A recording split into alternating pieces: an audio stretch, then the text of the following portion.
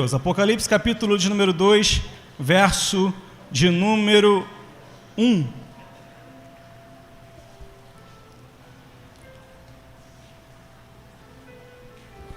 Apocalipse 2:1, quem achou, diga amém. Amém. Quem não achou, acompanhe ali no Data Show. Vamos ler todos esses versículos que falam sobre a igreja de Éfeso, 7 primeiros versículos. Apocalipse 2:1 diz assim: escreve ao anjo da igreja que está em Éfeso, isso diz aquele que tem à sua destra as 7 estrelas e que anda no meio dos 7 castiçais de ouro. Eu sei as tuas obras, e o teu trabalho, e a tua paciência, e que não podes sofrer os maus. E pusestes à prova os que se dizem ser apóstolos e não são, e os achastes mentirosos. E sofrestes, e tens paciência, e trabalhaste pelo meu nome, e não te cansastes. Tenho, porém, contra ti que deixastes a tua primeira caridade, em outras versões, deixastes o teu primeiro amor. Lembra-te, pois, de onde caíste, e arrepende-te, e pratica as primeiras obras. Quando não, brevemente virei a ti, e tirarei do teu lugar o teu castiçal, se não te arrependeres. Tens, porém, isto, que aborreces as obras dos nicolaítas, aos quais eu também aborreço. Quem tem ouvidos, ouça o que o Espírito diz às igrejas. Ao vencedor dar-lhe-ei de comer da árvore da vida, que está no meio do paraíso de Deus. E você diz amém? Amém. Podemos assentar? E vamos estar ministrando a palavra do nosso bom Deus. Peço que dobre a sua atenção nesse momento, para que nós possamos entender tudo aquilo que Deus deseja comunicar conosco aqui nessa noite. O texto que ora nós lemos fala da narrativa de uma carta que o nosso Senhor Jesus Cristo ordena a João que escreva para a igreja de Éfeso. É a primeira carta das 7 cartas que João escreveu endereçada às igrejas da Ásia Menor. O que eu acho interessante é que João, ele agora está na ilha de Patmos por causa da palavra do Senhor e por causa do seu testemunho. E a Bíblia vai nos dizer que, estando ele preso na ilha de Patmos por causa da palavra do Senhor, a Bíblia diz que o Senhor se revela a ele, se apresenta a ele e fala para João: João, eu sou o primeiro e eu sou o último. Estive morto, mas eis que estou vivo pelos séculos dos séculos. E tenho nas minhas mãos as 7 estrelas e também os seus 7 castiçais. O Senhor Jesus Cristo, ele faz uma apresentação a João e ordena que ele agora escreva às 7 igrejas que estão na Ásia Menor uma mensagem muito importante. Uma mensagem que traz uma revelação do coração de Deus para o coração dos seus filhos, para o coração da sua igreja. E a primeira carta que João vai escrever é justamente à igreja de Éfeso. Éfeso era uma igreja situada na Ásia Menor, uma igreja situada numa cidade de extrema importância. Você que conhece um pouco da história bíblica do Novo Testamento, sabe que essa igreja fora fundada por Paulo, ali aproximadamente no ano 52 depois de Cristo, na sua segunda viagem missionária, aonde ele, passando por aquela cidade, acompanhado ali de seus 2 companheiros, Priscila e Áquila, ele começa ali a pregar o evangelho. E a Bíblia nos diz que ali eles conheceram um homem chamado Apolo, que Priscila e Áquila lhe apresentaram o evangelho de maneira mais correta, e esse posteriormente veio a se tornar um grande pregador do evangelho local. A Bíblia diz que quando Paulo começa a pregar a palavra naquela localidade, Éfeso, que era uma cidade extremamente idólatra, nessa cidade estava o grande templo da deusa Diana, que era considerada uma das 7 maravilhas do mundo de então. E as pessoas que estavam ali, eles eram muito voltados à idolatria, muito voltados à prática de magia. E a Bíblia diz que agora Paulo começa a anunciar Jesus Cristo e a ressurreição. Só que ele não faz isso de uma maneira comum, ele não faz isso de uma maneira qualquer. A Bíblia diz que Paulo, quando vai falar à sua igreja, ele vai dizer assim: quando eu estive convosco, eu não fui com linguagem de persuasão humana ou sabedoria humana, mas em demonstração de poder, sinais e prodígios. A Bíblia vai dizer que Paulo, ele, pelo poder de Deus, fazia grandes sinais e maravilhas naquela cidade, de maneira que toda aquela região fora impactada pelo poder de Deus de uma maneira tão grande. A Bíblia diz que coxos eram curados, cegos viam, aleijados eles andavam, surdos ouviam, e o poder de Deus se manifestava de maneira tal que as pessoas oprimidas e cativas pelo diabo eram libertadas pelo poder da palavra do Senhor. Tamanha era a unção investida sobre a vida do apóstolo Paulo naquela localidade, para a atuação do evangelho naquele momento específico, que a Bíblia vai dizer que a demanda era tal, que quando Paulo não podia ir, as pessoas pegavam os seus aventais, as suas roupas, seus lenços de uso pessoal, levava e colocava diante das pessoas que estavam enfermas e elas eram curadas. Levava e colocava diante das pessoas que estavam oprimidas pelo diabo e elas eram libertas. Porque o poder de Deus se manifestou de uma maneira muito grande naquele local, porque Deus tinha um propósito muito grande naquela cidade, dada a sua importância, de ser então a capital do mundo. A igreja ali é fundada.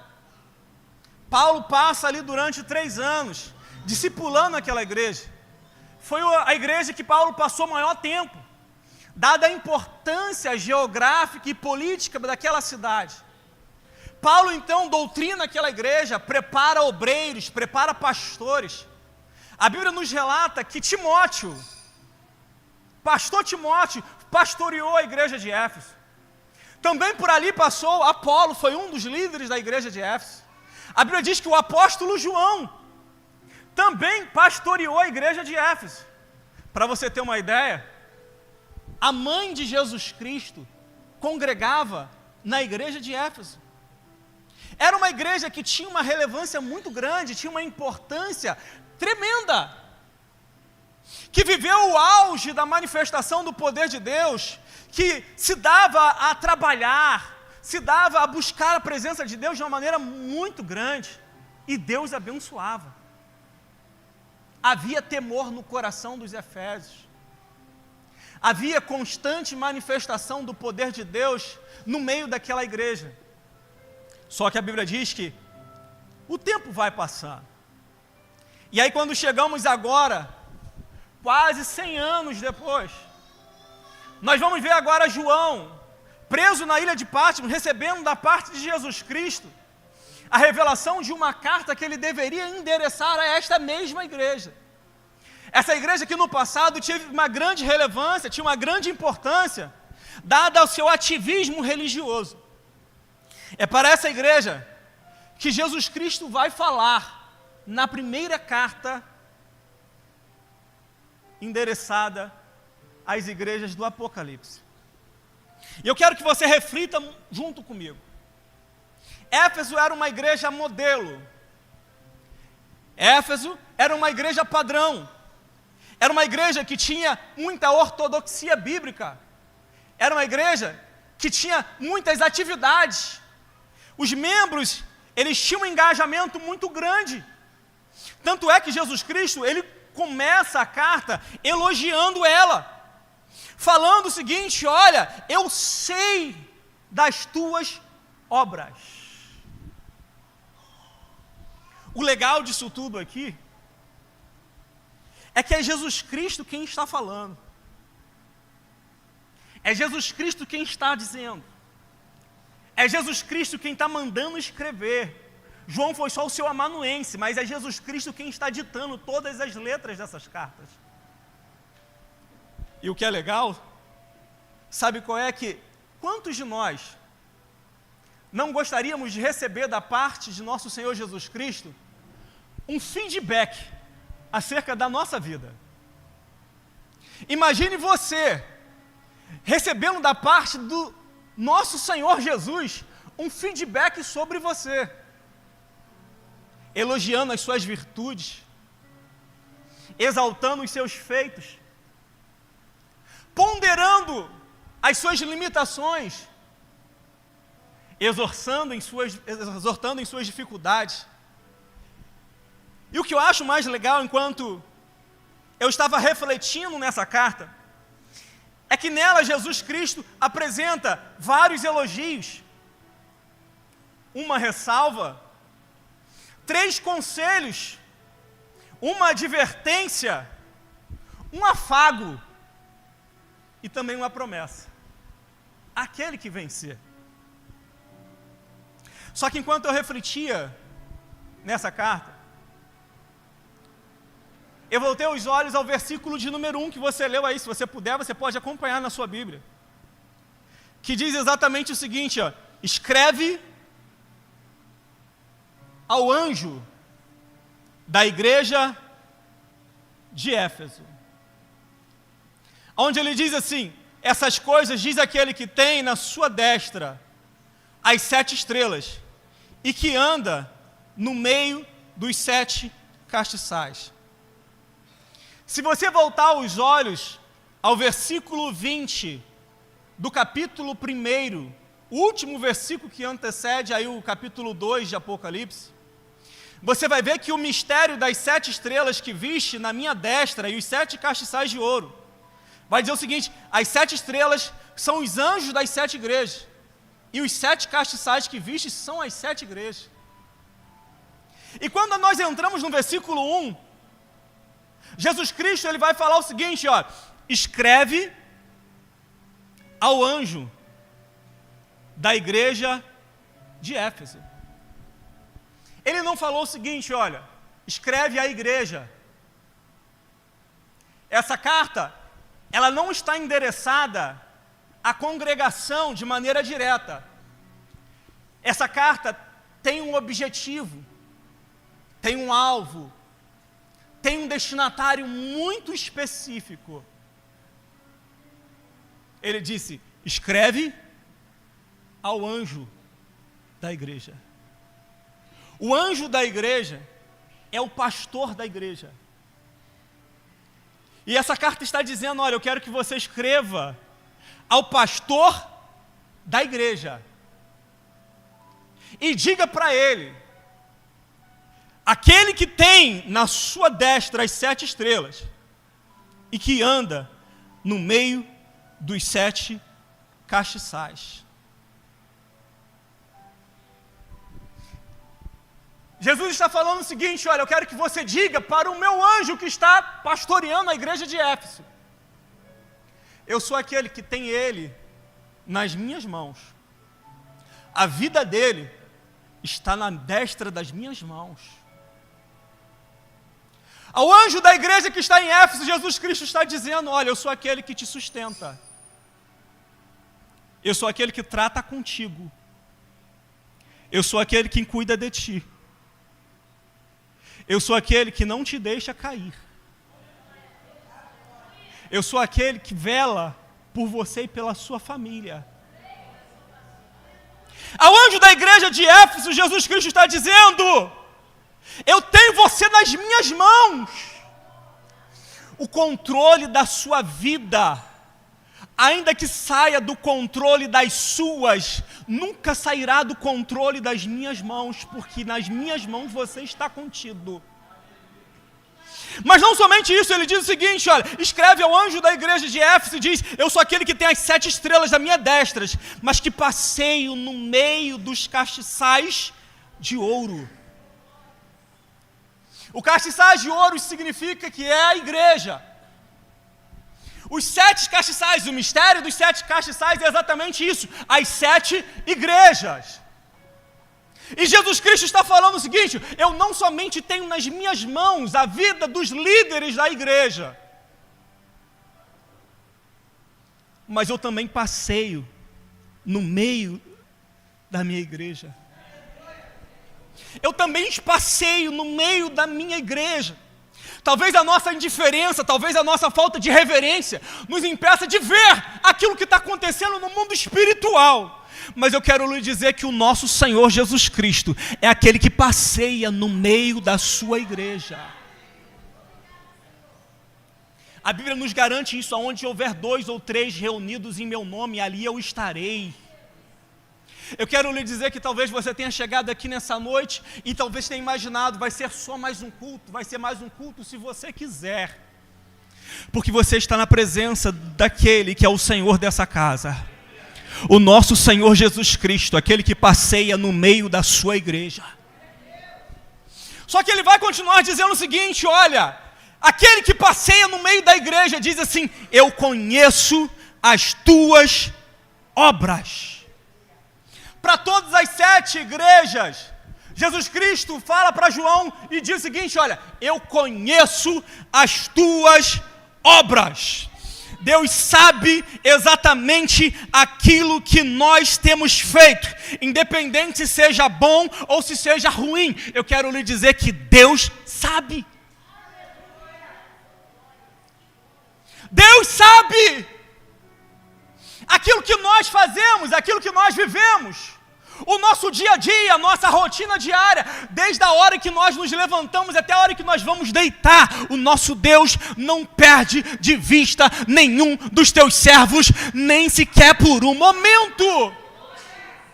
A Bíblia diz que os olhos do Senhor são como chamas de fogo a passear sobre a terra e a atentar sobre as obras dos filhos dos homens.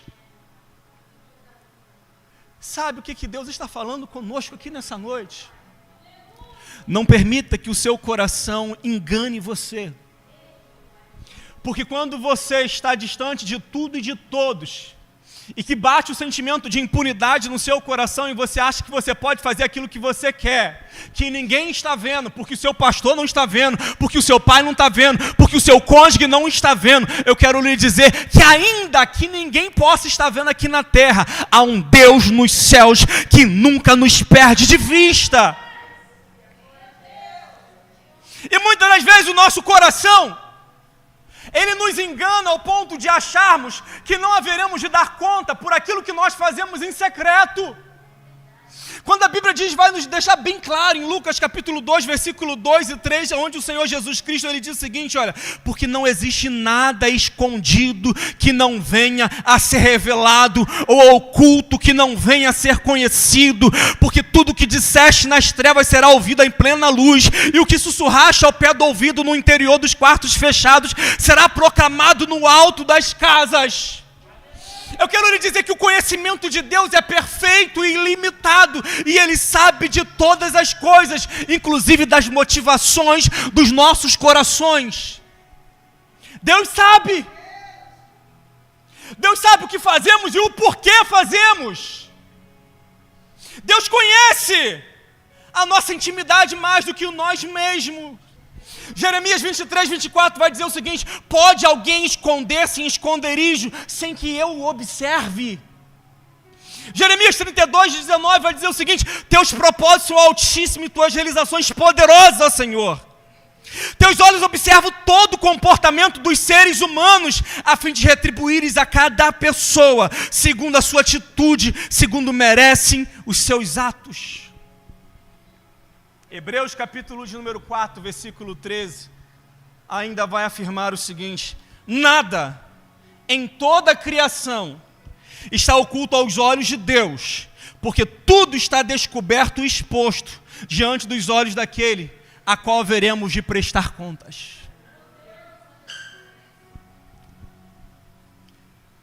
Quando alguém diz assim, os meus atos, só Deus pode julgar. O que eu faço, deixo de fazer, só Deus pode julgar. Querido, isso deveria produzir temor no seu coração.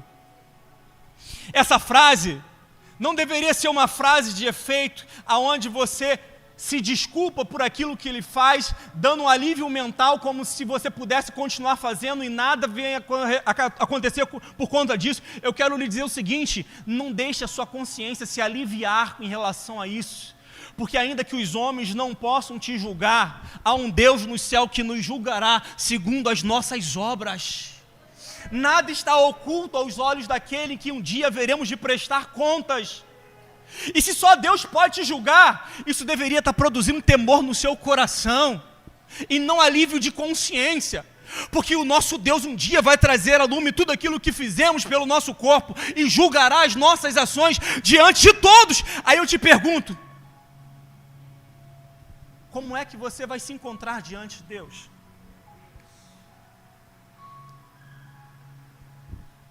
Jesus Cristo vai dizer: eu sei das tuas obras, eu sei do teu labor, eu sei de todo o seu trabalho, da sua paciência, da sua perseverança. Eu sei que tu tens provado aqueles que se dizem, autodeclaram apóstolos, que não são, e tu enxergaste que eles eram mentirosos. Eu quero lhe dizer o seguinte, Jesus Cristo falando assim: tem um porém. Aos olhos naturais não havia problemas na igreja de Éfeso.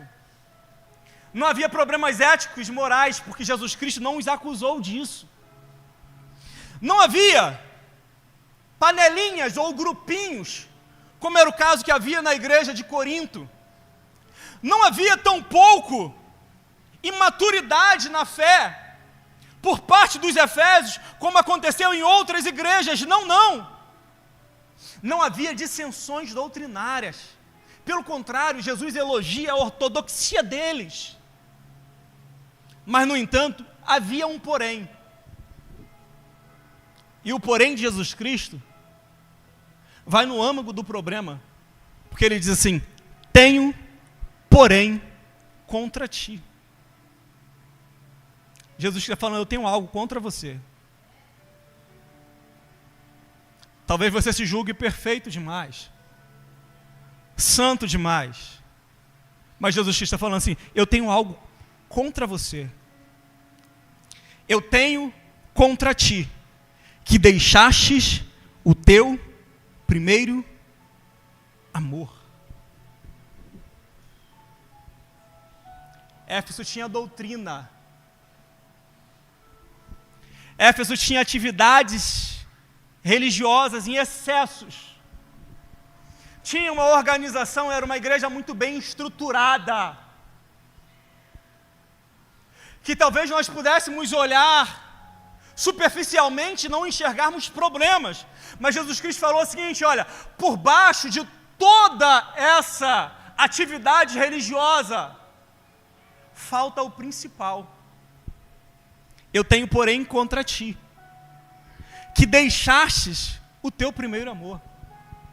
Jesus Cristo, ele não fala o seguinte: eu tenho, porém, contra ti, que tu perdeste o primeiro amor. Não, ele não está falando isso. Ele está falando o seguinte: eu tenho, porém, contra ti, porque tu deixou.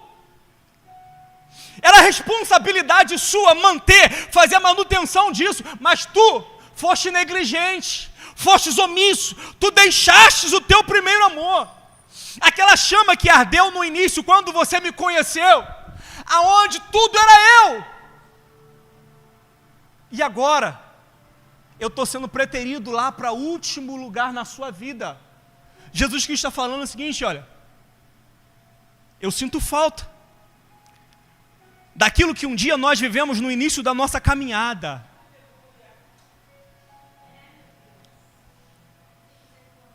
De quando o seu coração ardia na minha presença. Jesus Cristo está falando assim: eu sinto falta. Davi, ele era um homem que experimentou o primeiro amor na sua vida. E aí no livro dos Salmos ele vai dizer o seguinte: olha, como a corça anseia pelas águas, assim a minha alma anseia por ti, ó Deus. A minha alma tem sede de Deus, do Deus vivo. Quando entrarei e apresentar-te-ei diante da tua face. Jesus Cristo está falando, Davi está falando o seguinte: olha, a minha alma anela pelo Senhor, tem sede de Deus. Ontem nós estávamos no evento do Dive, e ali, devido ao calor e à falta de vento na praia, nós estávamos muitos com as cordas vocais ressecadas e a sede batendo muito forte. A falta de água fez nós sentir uma grande sede naquele momento. Porque nós não tínhamos nos preparado em estrutura naquele momento, mas, no entanto, o nosso corpo sentiu a ausência daquilo que é importante para a nossa sobrevivência: água.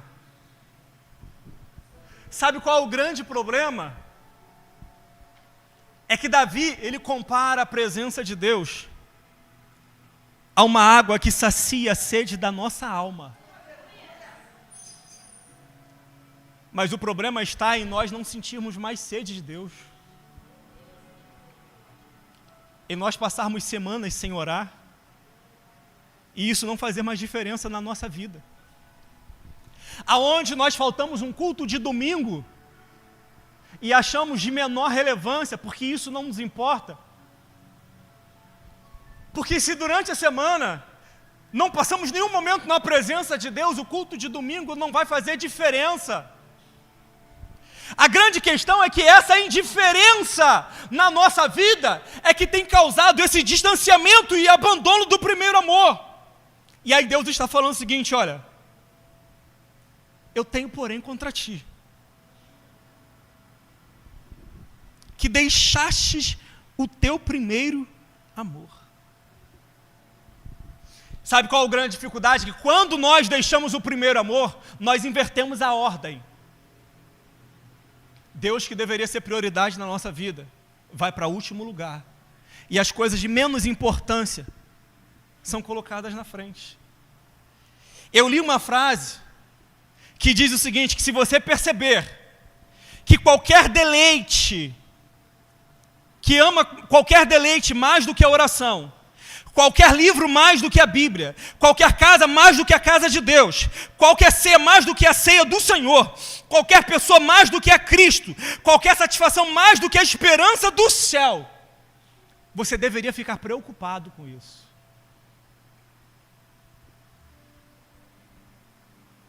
Quando nós amamos a Deus intensamente, nós somos capazes de amar as demais coisas proporcionalmente. Cada coisa no seu devido lugar.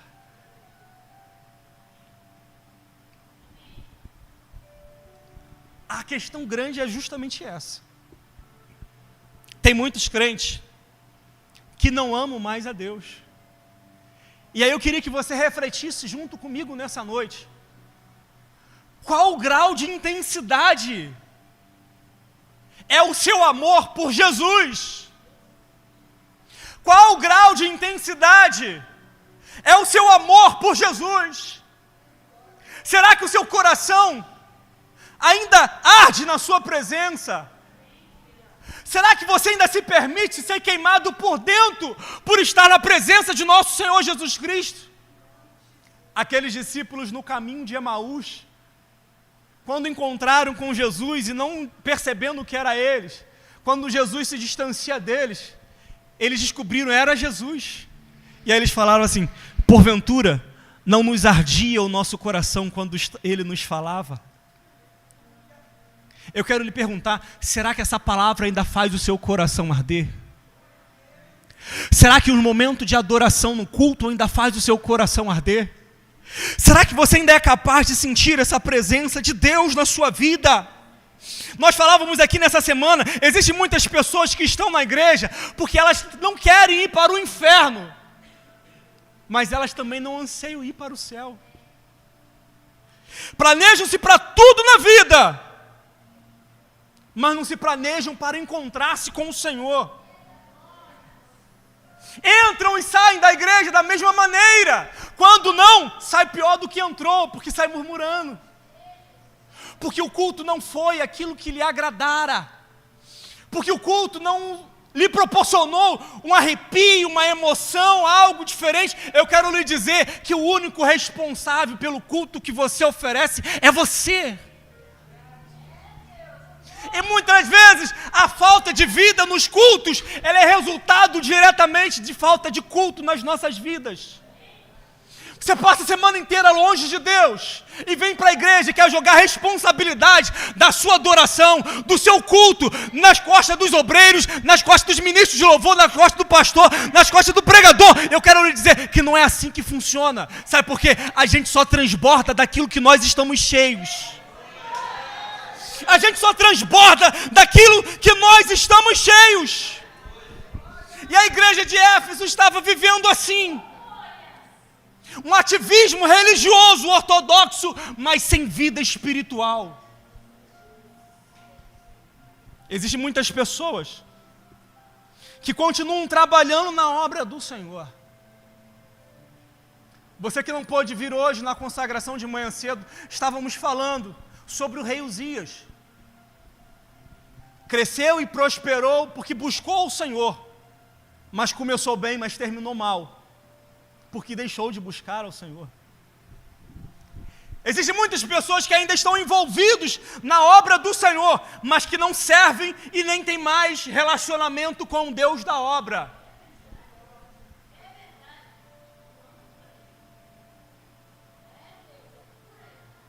Estão preocupados com realizações, com feitos, mas não estão preocupados com relacionamento, com vida. Eu quero lhe dizer, Jesus Cristo não morreu naquela cruz para te dar uma carteira de trabalho. Jesus Cristo morreu naquela cruz para te dar uma certidão de nascimento. Jesus Cristo não morreu naquela cruz para fazer você um servo empregado. Jesus Cristo morreu naquela cruz para fazer você filho.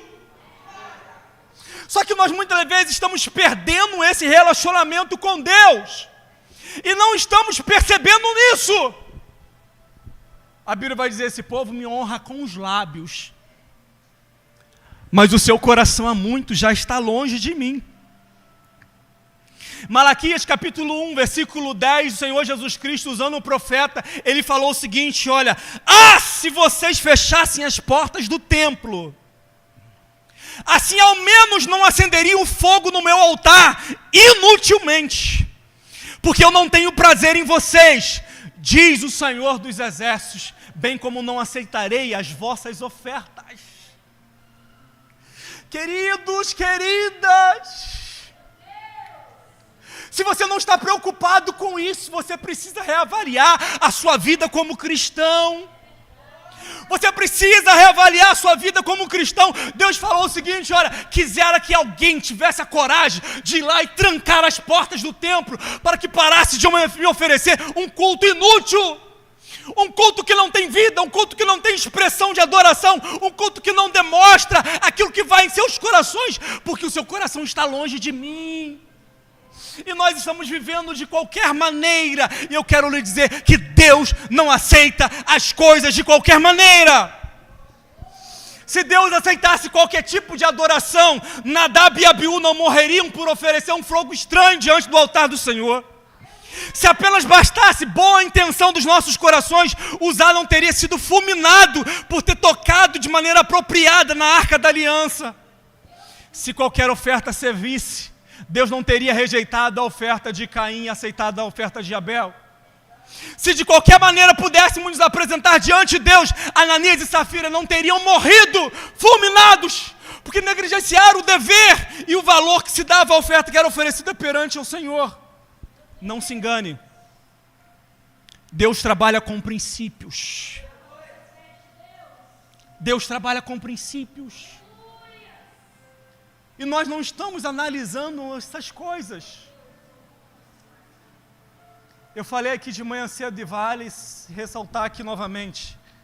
Paulo, ele falou na sua primeira carta aos Coríntios, capítulos número 9, versículo 17, onde ele diz assim, olha, eu esmurro o meu corpo e o reduzo à escravidão, para que, havendo pregado a muitos, não ache eu mesmo desqualificado.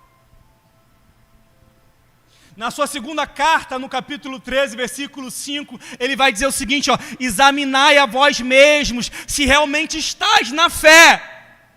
Provai-vos a vós mesmos, ou não reconheceis que Jesus Cristo está em vós, se não é que já estáis reprovados. Você consegue fazer essa autoanálise? Você consegue fazer essa introspecção e avaliar como está a sua vida hoje diante de Deus? Como você tem se apresentado diante do Senhor? Como está sendo o seu agir diante do Senhor? Ei, a Bíblia diz que nós, se julgássemos a nós mesmos, não seríamos julgados. Porque nós somos especialistas em analisar a vida dos outros. Mas temos uma grande dificuldade de olhar para dentro de nós e dizer, olha, eu não estou bem. As coisas não estão indo como deveriam ir. Porque antes eu orava e hoje eu não oro mais como eu orava antes. Antes a palavra de Deus era o meu deleite, era o meu prazer, e hoje já eu não tenho mais tanto prazer em ler a palavra. Antes eu não podia perder um culto de domingo, e hoje, por qualquer motivo, eu negligencio o culto de domingo à noite na igreja. Antes eu chegava na igreja, dobrava os meus joelhos e já sentia a presença. E hoje eu entro e saio, e nada se me acrescenta. Você consegue enxergar isso dentro do seu coração? Você consegue enxergar esse distanciamento, esse esfriamento espiritual, essa falta de vida com Deus? Você consegue se autoanalisar e saber se você está bem? Porque se nós realmente olhássemos para nós mesmos, nós íamos ver que nós não estamos como gostaríamos de estar. E aí eu quero lhe dizer, se você não está como você gostaria de estar, você está muito longe de estar como Deus gostaria que você estivesse.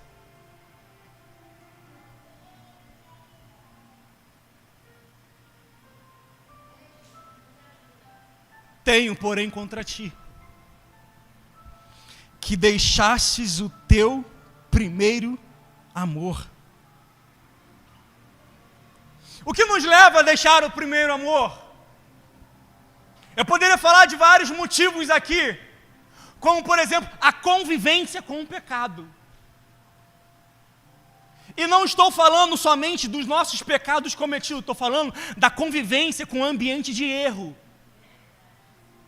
A Bíblia vai falar o seguinte: bem-aventurado o varão que não anda segundo o conselho dos ímpios, nem se detém no caminho dos pecadores, nem se assenta na roda dos escarnecedores, mas que antes tem o seu prazer na lei do Senhor e na sua lei medita de dia e de noite. O salmista está falando o seguinte: olha, feliz, bem-aventurado é aquele que não se mistura, que não participa, que não está envolvido na roda dos escarnecedores, não andando no caminho dos pecadores, não se assentando com aqueles que não agradam a Deus. Sabe por quê? Que às vezes você pode dizer o seguinte: não, eu estou aqui, mas aqui eu sou luz, não estou fazendo nada de errado. A Bíblia vai dizer o seguinte: olha, não se engane. As más conversações corrompem os bons costumes. E a gente acha que nós somos intocáveis, invioláveis, inatingíveis. Só que a minha Bíblia diz: por se multiplicar a iniquidade, o amor de muitos se esfriará. E é o que está acontecendo hoje em dias. Eu conversava com um jovem nesse período de carnaval, e ele falou o seguinte: Anderson, quando eu cheguei nesse determinado ambiente, eu tinha um determinado padrão de conduta e vida com Deus. Mas a partir do momento em que eu comecei a me associar, a me envolver com certas pessoas desse ambiente, eu vi a minha vida espiritual definhando, escorrendo pela vala. Para mim, ele dizia consigo mesmo, para mim, eu jamais poderia botar álcool na minha boca ou um cigarro.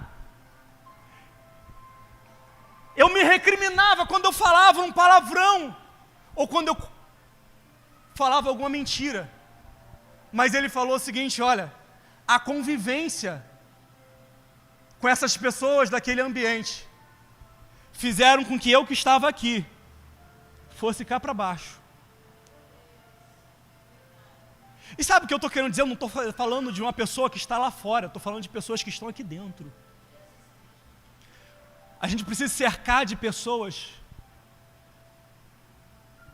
que nos cobrem e que nos coloquem para cima, que nos desafiam a uma vida espiritual mais intensa, que nos desafiam a um relacionamento com Deus mais profundo.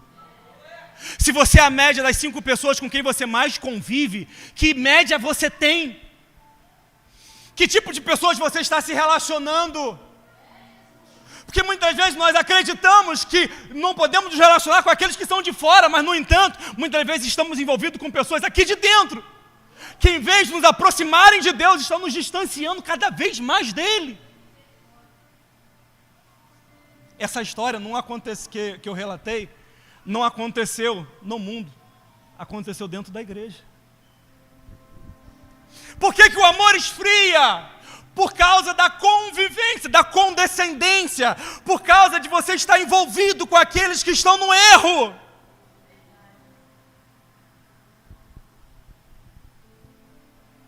Motivos pelos quais o nosso amor para Deus pode esfriar: distrações. Às vezes nós estamos distraídos com tantas coisas.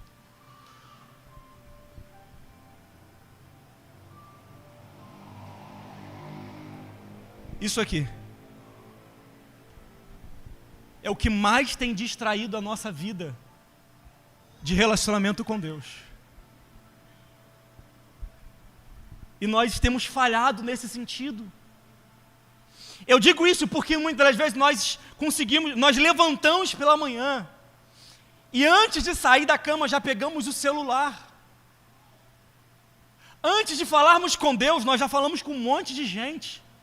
Nós queremos saber as notícias do mundo, mas não queremos saber a vontade de Deus para aquele nosso dia. Nós estamos distraídos. Satanás, ele galga terreno na vida do crente através de 2 maneiras: através da ignorância e através da distração. Ignorância é quando você não sabe aquilo que está acontecendo e por isso ele está alcançando terreno na sua vida. Distração quando as coisas estão acontecendo, você sabe o que estão acontecendo, mas você está preocupado com tantas outras coisas, não com as coisas espirituais, e por isso a sua vida vai se definhando. E agora eu vou terminar. Qual a resposta de Deus para o problema daquela igreja que havia perdido o primeiro amor? Jesus Cristo falou o seguinte, olha, no versículo de número 5: lembra-te, pois, de onde caíste, arrependa-te e pratica as obras do princípio. Jesus Cristo está falando o seguinte, ó, lembra.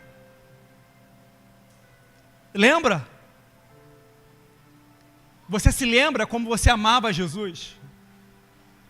Você se lembra da vida que você tinha com Jesus?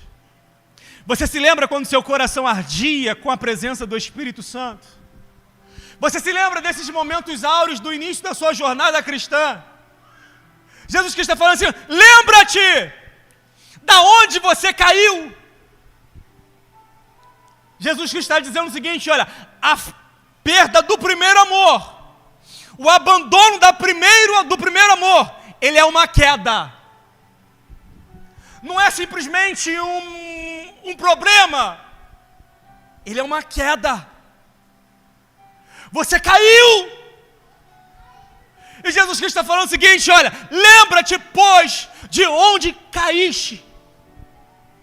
Lembra-te, pois, de onde você deixou de orar. Lembra-te, pois, do porquê você deixou de se meditar na palavra. Lembra-te, pois, de porquê que você se permitiu se afastar de Deus. E aí ele vai dizer o seguinte, olha, lembra-te e arrependa-te. Arrependa-te. Sabe, nós sentimos remorsos por causa das consequências dos nossos erros em muitas situações, mas não somos capazes de nos arrependermos daquilo que nos levou a cometer. A diferença do remorso para o arrependimento é que o remorso está linkado com a consequência. O genuíno arrependimento, ele está linkado com a atitude que gerou a consequência. É a causa. Muitas pessoas, elas vão vivendo a sua vida sofrendo as consequências dos seus atos. E elas falam o seguinte: olha, se eu pudesse voltar ao passado, eu faria tudo diferente. E Jesus está falando: olha, você não pode voltar ao passado, mas você pode mudar a sua atitude hoje e fazer tudo diferente a partir de agora, para que você não venha continuar colhendo uma vida de derrota, para que você não venha continuar colhendo uma vida de miséria, para que você não venha viver uma vida de mediocridade espiritual, aonde a sua vida não alavanca, não vai para lugar nenhum, você vive sem direção espiritual, você não sabe o que é relacionamento com Deus. Jesus que está falando o seguinte: arrependa-te, arrependa-te, arrependa-te.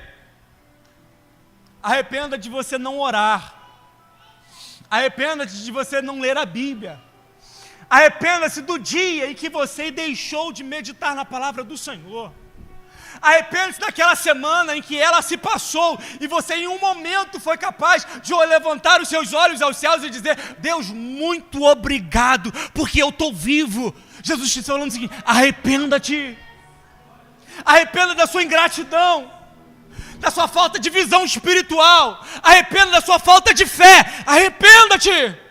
E aí ele fala o seguinte: olha, e volta à prática das primeiras obras. Volta à prática das primeiras obras. Volta à prática das primeiras obras. Tem um hino que diz: eu quero voltar ao início de tudo, encontrar-me contigo, Senhor. Quero rever meus conceitos e valores. Eu quero restituir. Ele diz: eu vou voltar ao início de tudo, das primeiras obras, Senhor. Eu me arrependo, Senhor. Me arrependo, Senhor. Eu quero voltar ao primeiro amor.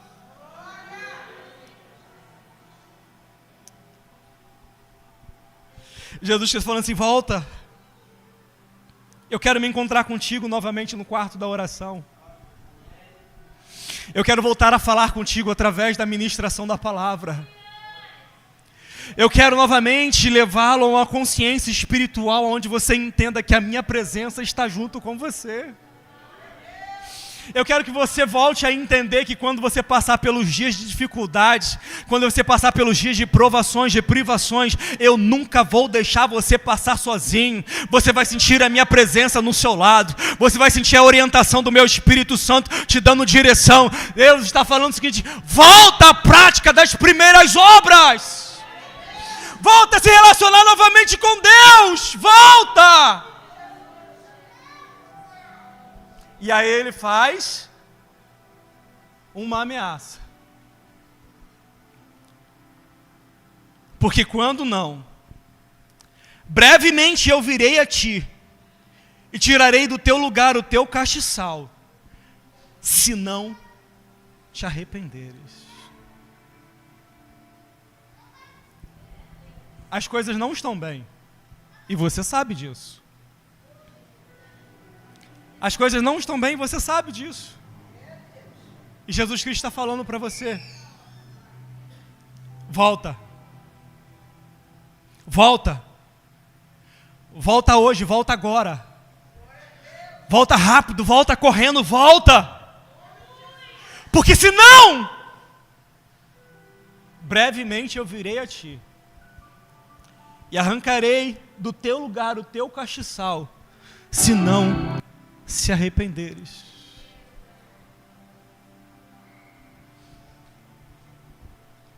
E aí ele conclui com um afago, quando ele diz assim: tens, porém, isso, que tu odeias as obras dos nicolaítas, os quais eu também odeio. Jesus está falando o seguinte: olha, boas coisas ainda há em ti. ainda que não sejam suficientes. Ele está falando o seguinte: olha, se tu tomares uma decisão hoje de mudar a sua conduta, de voltar ao primeiro amor,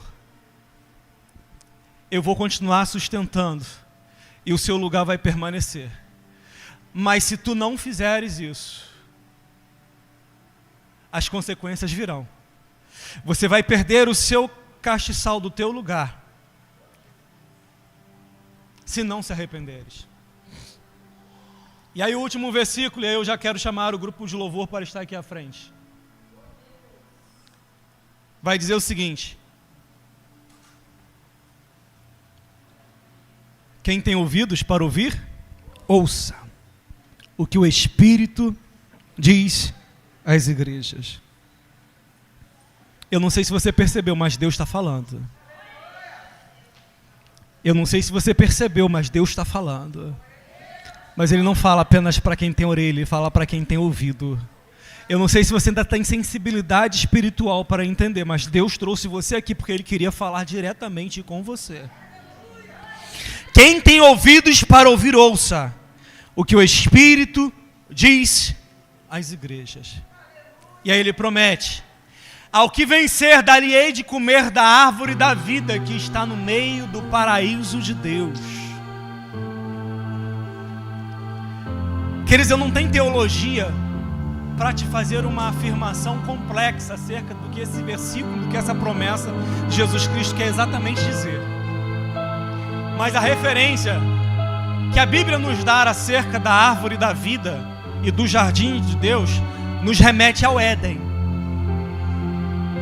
Quando Adão comeu do fruto do conhecimento do bem e do mal, e por causa da sua desobediência, foi ele expulso de lá, para ele não ter acesso à árvore da vida. A Bíblia diz que querubins foram colocados à porta do jardim para impedir eles de voltarem, para eles não acessarem a árvore da vida. Por causa do pecado, o homem perdeu o direito à árvore da vida. Mas aí Jesus Cristo está falando o seguinte: olha, por causa do arrependimento e da restauração, aquele que vencer vai ter direito à árvore da vida novamente. Eu convido a você a ficar de pé nesse momento.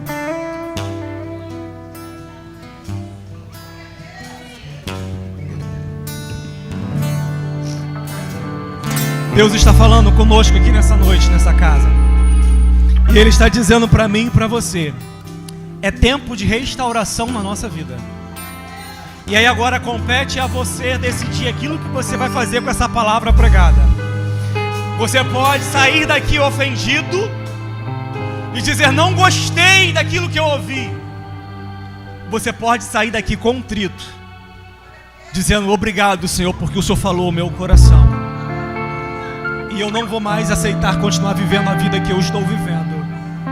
A partir de hoje a minha vida muda, porque eu quero voltar ao primeiro amor. Eu quero chamar aqui o pastor Márcio, que juntamente com o grupo de louvor estará conduzindo esse momento de adoração. E se você deseja, nessa hora eu quero que você cante com todas as suas forças, que você quer voltar ao início de tudo, voltar ao primeiro amor. Pastor Márcio.